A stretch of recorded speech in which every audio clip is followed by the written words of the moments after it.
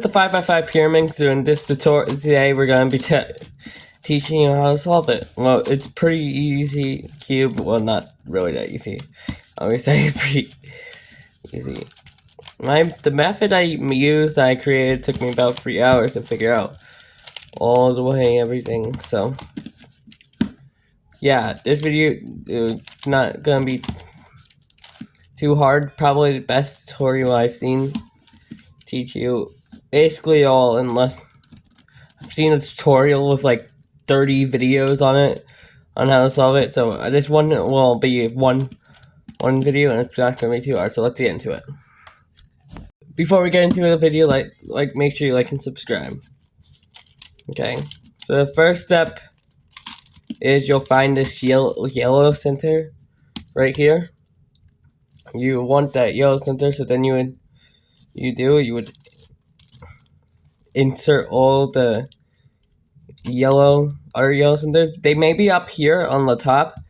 How you'd be able to insert them if they were up higher, you can rotate it like the layer like this and move it down like this. Rotate the layer until you have all of it into I call a yellow triangle. Then you find the side with all the yellow corners. You probably should know how to solve at least a pyraminx before you get into the tutorial. So you find the side with all the corners. Then you want to insert the thing into the thing. Insert the center into that side. So you make sure all these are rotated correct. So the corners, and these are the corner centers. I'll call them that. And there's you can just do sledge to insert the center. And that's the first step done. The second step is gonna be a little harder, maybe. Okay, so we're trying to get I call them edge centers. However, so they're these pieces right here. This piece. We're trying to get the yellow edge centers in the correct spot. So we have yellow red edge centers right here, like this one. Both in this, but this is the blue side, so we don't want them in there. So how you can remove them? You can do this move, or an F move, what I call it. Then you just do like an E move to remove it. So if you want to move just one layer, just do this, something like this, or this, and yeah, you can just move the layers to insert and remove them.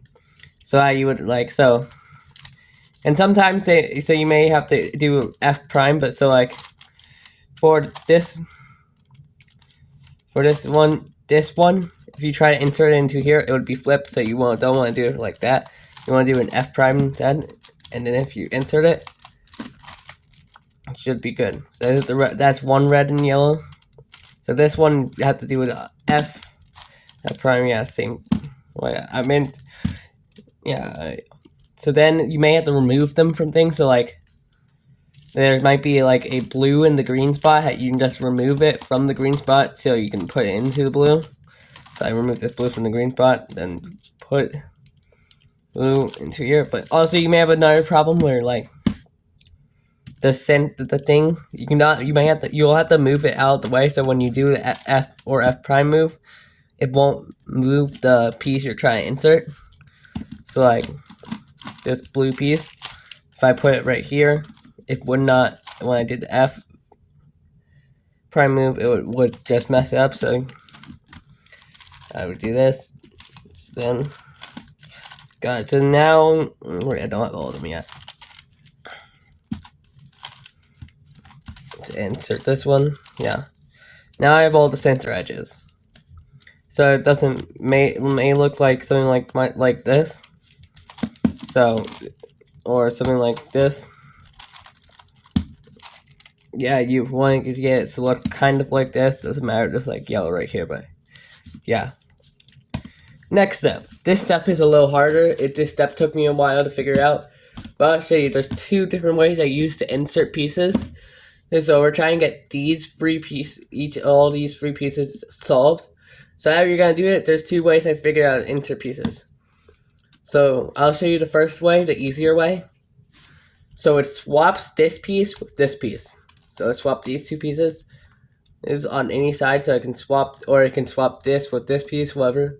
So we want to put the green down here. So how we would do that, we want to swap it with this piece. So how you do it, you would go to the side that's basically this piece at the right of the center. So you go to the right side, and you do this.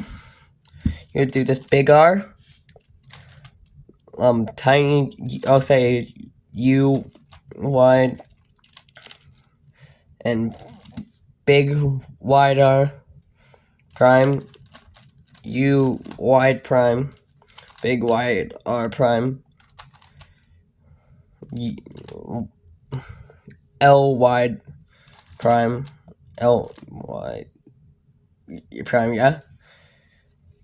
Yeah, that's L wide, and big wide R and L wide prime. Yeah, it's so confusing. Now let's swap these two pieces. And to swap the pieces like this on this side, like to swap this piece and this piece, you would actually do it on this side and do L wide prime, U wide prime, L wide, big L wide, U wide prime, big L wide, big R wide prime, big L wide prime, R wide. It's so confusing with these weird things that not used to big. But I don't know what notation would be. I created it myself, so once you do it, you can swap pieces. You may have pieces that aren't on top that you need, like, so there's not a green right here, so on top, even though I don't have a green, need a green to swap. So how you would do it, you just swap the piece onto the top if it's on the probably on the bottom, something. So, but I'm gonna finish mine.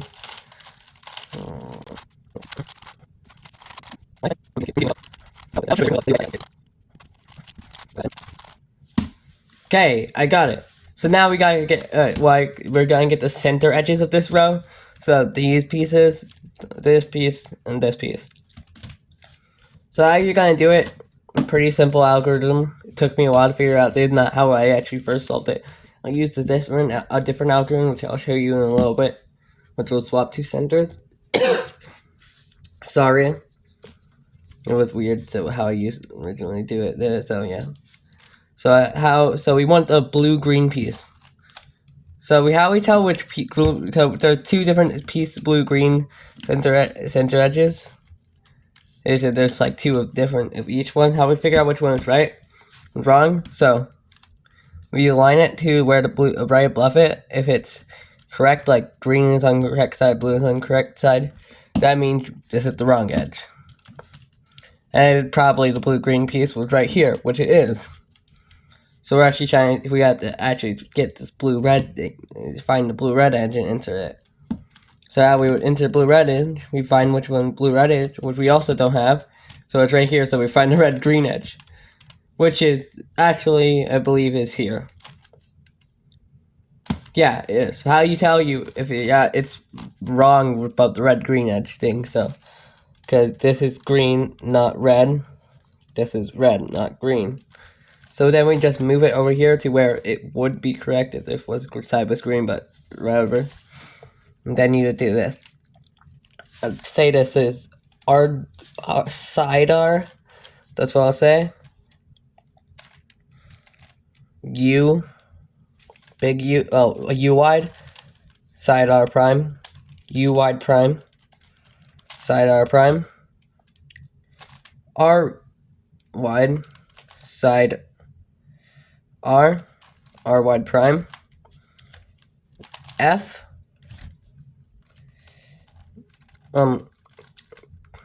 top, I'd say, yeah, top E prime, F. Yeah, so then let's swap it. So now we get to the next piece. So blue, green, we have, yeah, that's what we're good. And then, no, that's not right thing. So we have blue, red, I believe. Yeah, so then we do the same algorithm. Watch me if you were confused with the last one. Okay, got blue, red. And also I got this yesterday, like 2 days ago, so I'm pretty fast with it already, as you can tell. I'm improving my skill because I'm kind of the master pyraminx world record holder. Unofficially, kind of, but I'm not. So yeah, I want to practice to get this 5x5 pyraminx world record guy. Recently got this. Okay, so next step that you have, so you may see that this top layer, or not a top layer, but these centers may be wrong. There's two or three centers wrong. So there's a it's a U perm, UB perm, and center swap. So the center swap I'll show you first because that's the case I have. So how you swap these two centers? You would put them on the bottom like this. So you would say this is the top layer, top row. It's weird. See? And then you would move this piece. It would be a big U. That's U wide. You have a U wide. So this is on bottom right here. Yeah, U wide. Then you do R W, big R wide, big L prime wide, big R prime wide, big L wide, and you repeat that again, then again. Then what do? You know where the places where the centers are, you would move it so it would be a B wide prime. Then you would do the same weird head slammer thing. So yeah, and you would repeat it 3 times like last time. Then what you do, you would reverse this B move, and reverse this U move, and yeah, swap those centers. You can use this for the U perm to swap 2 centers. To swap 2 centers, and 1 center would get solved, and you would just have 2 centers left. Or you can do this algorithm that I'll show you that uses the edge placement algorithm to do it. So I'll show you the U perm algorithm. Okay, so I'll show you the first U perm, which I used to get like this. So the first U perm, it would actually move the centers to the right. You can use this in you do this twice to do it. I'll show you the first U perm actually later because the first U perm is easier. Actually, I'll just set up the first U perm. Okay, so you may be wondering why the first U perm is easier. Well, it's using the algorithm that we used already. The center swap algorithm probably told you that. So how you would fix this? The first U perm would actually move the centers to the left, I believe. So how you do this? So you would do the center swap algorithm, which is the center edges swap algorithm. Center edges, yeah. Yeah, then you would do a U, do center edge swap algorithm, and a U wide, just do it again. You gotta do it. So for the left one, I'll show you the left one, the one that it's moved the center to the right. If you want to learn it, I'll set it up.